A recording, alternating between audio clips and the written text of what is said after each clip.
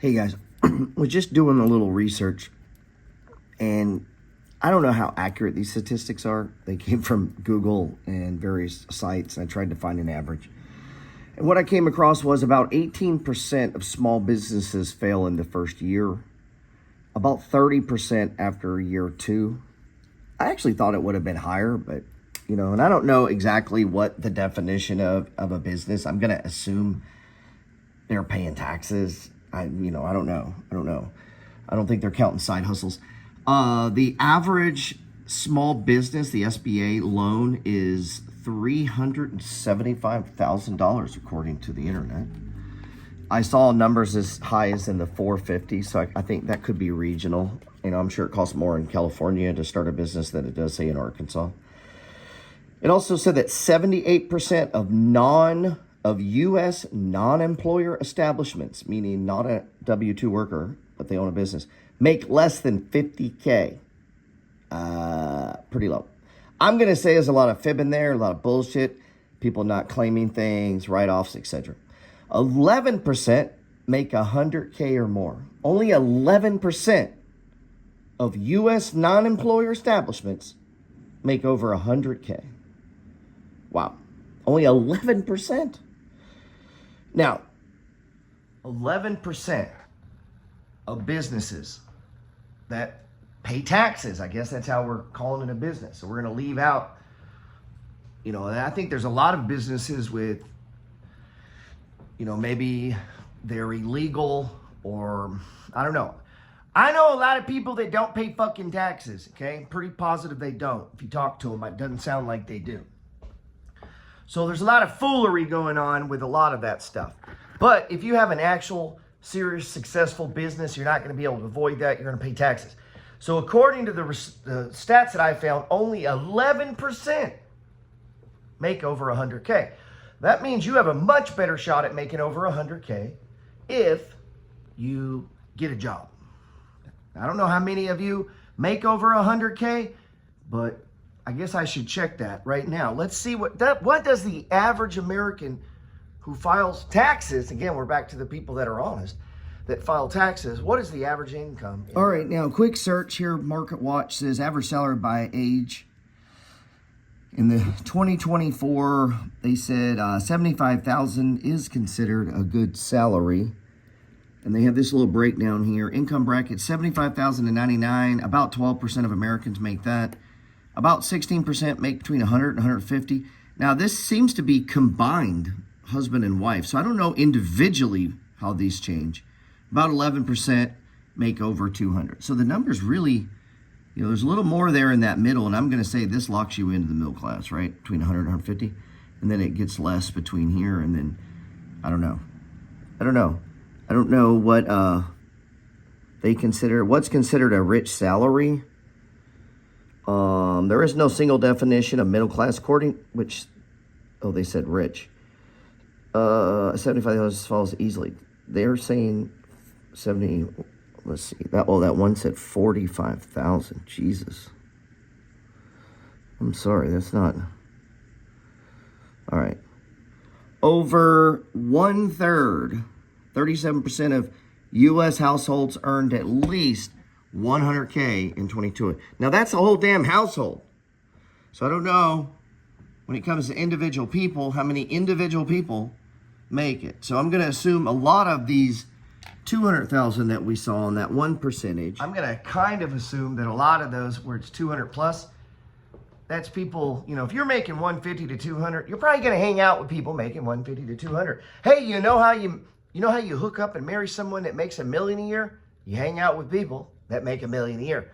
Or you can hang out with fucking losers and marry a loser. Birds of a feather tend to flock together. You ever heard that? So, and there's this saying, and I've heard this all my life, you're probably going to be about as wealthy and have about as much as the people closest to you. So it's very important that you spend time with people who make more than you. You guys may know Ty Lopez. Whether you like him or don't like him, don't really matter. One thing he said one time when I was listening to him talk, it was this. He said he spends 1/3 of his time with people beneath him, mentoring, talking, teaching. He spends about 1/3 of his time with what he would call peers, meaning people that are on his level, doing about what he does. So they kind of relate to each other. And then he spends about 1/3 of his time focused on people that are way above him, doing bigger shit, more money, and bigger goals. And what he's found is that keeps him grounded. It doesn't, if you just spend all your time with people that make less than you, you will make less. I know as a guy that talks and teaches and spends a lot of time with new traders, new real estate investors, and everyone's new and dealing with a lot of people with a lot of reservations, a lot of tie-ups, a lot of emotional problems with money. I got to be careful of that. I got to recharge myself. I got to get around people that are millionaires like myself. I got to get around people, because I'm trying to get to 20 million. I got to get around people that have done that and bigger so that I elevate myself and I don't get comfortable. Comfort will kill you, man. That is the middle class. The mantra of the middle class is they just want to be comfortable. Fuck that, man. Don't get comfortable. You get comfortable, you're going to be broke. Let's get back to this, man. Now, I'm going to show you something that most of you wouldn't believe, and you probably say, oh, that's not possible. But it is. I'm doing it. I can show you. But not on this number here. But I'm trying to get to this number. But here's what I want to show you, okay? The average SBA loan, small business loan, that should be SBA, just from the Small Business Administration, it's $375,000.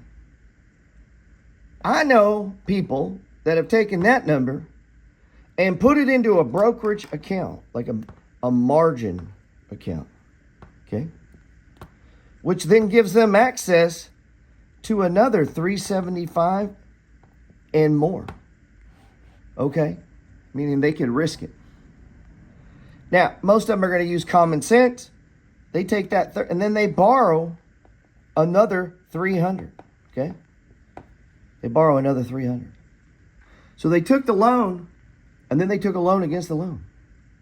But, okay, play with me here. Okay, I'm just saying if you had this some way, I don't know. I'm comparing a brokerage account, right? A brokerage account that has margin of $375. What it could do for you compared to what it does for the average small business. Which one is riskier? Because there's a large percentage of these are going to go bankrupt. They're not going to make it. And they got to know that when they give this loan out. So it ends up fucking their life, okay? They get bad credit, everything goes bad. What if, and I don't know you can, I'm just showing you, this has just popped in my head. What if you could get that loan and you didn't have to hire any employees? Matter of fact, you just put that money to work, okay? I don't even know if you could do this. I'm just showing you what's possible based on what I do. And then I need to put this money to work, and I'm going to borrow against the money, okay? I'm going to borrow against the money. All right. Now, here's one of my accounts. I run 7 different accounts. Now, I do investing and dividends and trading and day trading, buying properties. I do this stuff for a living, okay? It's not the only thing I do, but it is one thing I do to make money. In this account, which is really at risk, that's why, if I have, a few million, I'm not going to put all millions in here. This is a standalone business for me. The purpose of this is to make cash, okay? Now notice the day's gain, it was down $800. That's across the portfolio. But here's what I want you to see. The dividends over the next year are what? 52,500. That's a lot, right? Well, let's see in the next month. 4,447. What about next? Let's see. What was the current week? No, that won't come up. Next week, there's none, I don't believe. Let's go next 2 weeks. Boom, 620. What about in the next 3 weeks? Boom, 1480. What about in the next month? Boom, 4,480. So what about in the next 2 months? Bam, 8,770. Now my point here is that money is invested in businesses that have already survived 5 years. Now, you could borrow 3. Now, again, I'm not saying, I don't know how you would do this. I'm just giving you examples of the power of something like a margin account. And I didn't say a margin account for trading stupid penny stocks, okay? It's not a margin account for fucking YOLO and into GameStop. It's not a margin account for you to own a portfolio of stocks that you're going to blow the fuck out of in the next crisis or the next COVID or the next Twin Tower attack or the next whatever. This is the problem when you have single stocks. especially growth stocks on margin. Any given fucking day, you could have a serious problem. Okay, well, just like these businesses, if 18% go out of business, imagine if you had a stock portfolio that you had an 18% chance of going out of business and a 30% chance that your portfolio goes to zero in 24 months. Who would put money into that? Nobody. But yet people start businesses, get loans with that kind of statistic against them. Now, let me show you something else. How much money you think that guy starting that business with 375 grand pulling out next week? What does mine say? Available for withdrawal, 28,230. And honestly, that number should be more like 44, maybe not 40, about 35, 36. Because I got a couple things in here that are just eating the margin up, okay? I got some hedges on right now, which are short positions in the leveraged funds. That will fucking eat that right there, okay? It'll eat it up because they don't do very good margin, maintenance, meaning maintaining the positions, okay? Now, I'm not going to show you what positions these are in. I'm not going to have you run out and copy it. I'm just showing you what is possible. In that portfolio, if you look, the yield is 49%. And I know a lot of people are going to be like, well, that's just not possible, Gerald. There's no way. Because a lot of people will stick to shit like the 60-40 rule. You should have 60% of your money in stocks and 40% into fixed income in some way. Yep, go look at fucking bonds. That worked out pretty well the last couple of years, didn't it? My point is, just because something is accepted or traditional information doesn't mean it's going to play out in the future. Past performance is not indicative of future results. Damn government says we got to say that, and yet they put out that. I don't know if you've noticed, but the government are the people who raise and fuck with interest rates, and they're the ones that crashed bonds the last 2 or 3 years, which drastically hurt the poor and the elderly who are retired, okay? The same people that are looking out for you are the ones trying to fuck you if you haven't noticed, but I digress. Now watch, this is my homework board, man. Getting ready. It's my dividends this week, $1,131. These stocks here are paying these dividends. It's actually kind of a small week this week. I collect about $9,000 from dividends. So I have a business of collecting dividends. So I monitor it. I write it out. I spend all weekend on this board so that I can allocate this money the best way possible, either back into my business or sent to my checking account or whatever. Comment what most people are told. This is what they tell you. Oh, just go to work, man. Just go to work. Don't look at your 401k. Put your head down and grind. Don't worry when you get there. When you get to retirement, it'll be there for you.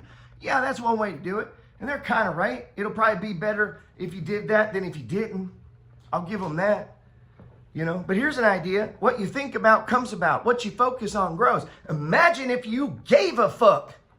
Imagine if you gave some of your time and your talent and your treasure instead of spooning with your friends, wasting all your fucking time on entertainment and self-indulgent, and became a goddamn man, put on a fucking crown and built some wealth for you and your fucking family. Imagine what might happen for you. Imagine if you believed in you. Imagine if you took some of that brain God gave you and began to research things.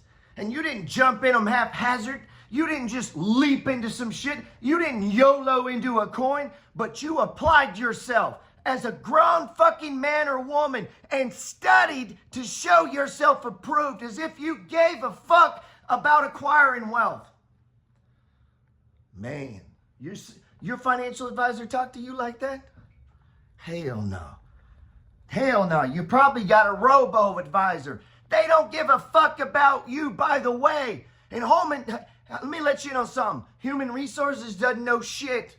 Most of you got 401ks. You don't know what the fuck it's in. You have no idea who runs it or what is the return or even how many dividends I'd be surprised that half of you, not even that many, the ones in the Money Flow Trading Society with me, the MFG, boom.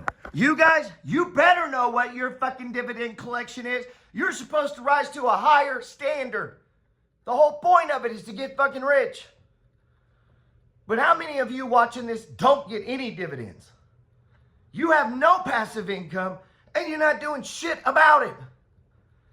Okay, well, when you're broke and poor, don't call me and don't go vote fucking Don't go vote other people's money who spent all their time working on trying to figure it out either. And don't give me no social economical bullshit keeping you from doing it. I show people right here every day. Go get my free ebook and fucking read it. And so, yeah, if you don't read, you might not figure out how to buy a fucking house. And if you don't read and study, yeah, you might not be able to figure out these things.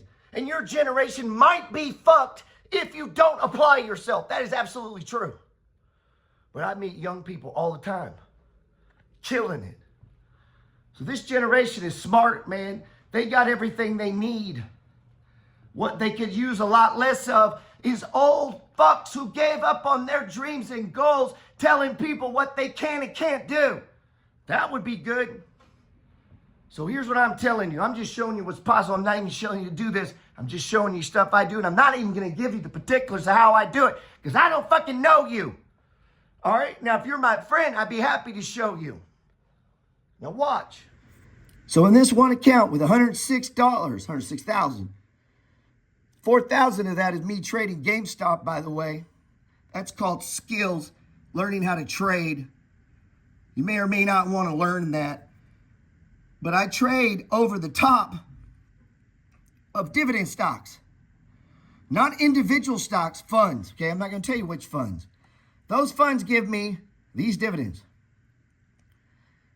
And watch this. 106,000.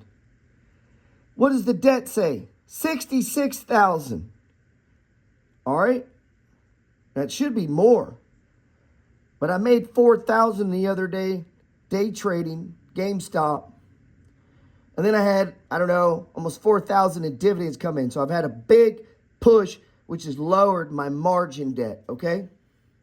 In other words, I put my money in, and then I went and basically doubled it by borrowing it, okay? And then I take that and I put it to work in high yield shit.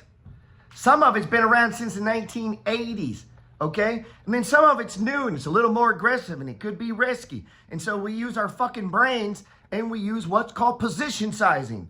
And we build the portfolio around the possible risk. I don't want 20% odds of going bankrupt the first year. I'm not doing that, okay? We're not doing that. Got to figure out how to keep that from happening. I don't know the guy who borrows this and goes opens up a coffee shop or whatever the fuck he's opening and then hires a bunch of employees and spends all his fucking time doing that and figuring it out and building this and putting that in. I don't know what he's going to make. Maybe it's a lot. But if this guy did what I did over here, he took this 375, puts it in there. Well, fuck, E-Trade's going to give him 4 times this to trade on it. I would not recommend that, but they will. He can easily borrow another 30K. I just showed you that. Maybe less. Maybe we take it down, okay? But let's say we're going to jack it up the first year. So, right? So you're going to have $675,000 earning 0.49. Now, this will fluctuate. Mine goes between 30% as high as 49% right now. This one of the higher months. One of the lower ones was around 30%. That's because I then borrowed more. So if the things that I'm putting in range from 9 to 20%, and there are safe things that do that, okay? And then I borrow another and buy this again, and then I just pay interest on the loan, meaning I don't pay the loan back. I just pay the interest. I want to keep the debt so I can get the income. Kind of like real estate, huh? Sounds very similar, doesn't it? So I turned to 375 and 75, collecting at this month was around that. All right, you see what I'm saying? So what would that be? How much money would that be? That seems like a lot of damn money. Let me see. So here it is, 375 plus 300 comes out 675. So we're going to start the riskiest in the beginning. Now this month was 49% annual return. Divide that by 12. Again, I told you this fluctuates. If it stayed the same, and it probably won't, but this will go up and down, okay? He's going to collect $333,700 in dividends, okay? Now, you may go, what if they don't pay a dividend? What if he goes out of fucking business? Same thing, okay? It's going to come out to up to $27,562 a month or $918 a day. Here's the kicker. Day fucking 1. Now, when this guy starts a business with this, how many days do you think till he's pulling out money? The first month, is he making $27,000? And what could he do? He could just what? Let that hit the account, what? Pay down this debt. And then next month, what? Hits. How much of his debt was just paid down? 50-something thousand. I bet he's a long ways there before this dude even begins to get to this level. Bam. My friends, what I just showed you is the possibility and the power of leverage. Most of you don't have a fucking clue what I am talking about because you have been raised by workers, worker bees. You were raised by the poor, the working poor. Hey, I love your parents. You love your parents. I love my parents, but they're not rich. My parents didn't leverage shit. They were worried about debt. They're trying to pay their debt off. I'm trying to get more debt so I can get richer. It is different. I don't finance boats, cars, phones, furniture, any of that bullshit. I don't finance trips, kids' braces, or college. I finance real estate, land, income, REITs. You get it? I finance the shit out of anything that will pay me money. And then I just got to manage it. That is a different way of living. So when I get paid, the first thing I do is invest. And we got to figure out how to live on what is left. Try that for a change and watch what happens to your life, man. So listen up, man. I love you guys. You need a little tough talk, man. You need someone in your ear telling you to get the fuck off your couch and do something. Time is running out, man. AI is coming for you. Whatever the fuck you do for a living, you better figure out this margin game. You better figure out how to get some money and get into it because nobody feels sorry for you and nobody gives a shit but you. Man, I don't know. I'd like to give a shit, but I don't know who you are. You know who I am. I don't see your videos, books, or courses, so I have no idea. You're not podcasting, so I don't really know who you are, man. But we could get to know each other. We could. Hey, go get a free copy of my ebook if you're not on some videos, man. You need a little tough love. We need to get your shit together. You do. Because I needed to get my shit together. I'm 54 fucking years old. I became a millionaire at 38 years old. Using the strategies that I teach, doing the exact fucking thing that I do today, that I did then, that I'll do tomorrow. I'd like to help you, man. Let's hang out. Hey, I make a lot of money from my friends. Because once I show them this shit, they show me things. Things that I didn't see. Things that I missed. Stocks that I should have seen. Deals that I could have made. I love it. And they motivate me. I love 35, 40-year-olds out there hustling, trying to do something. Sending me their rent rolls, their dividends. I get pumped up. Keeps me young. Keeps me alive, man. So come on, man. Get my ebook. If you don't have it, go get my stock trading book. Catch some of my classes here, man. This is all I do, baby. Trade stocks, invest in real estate, and make money. Holler at you.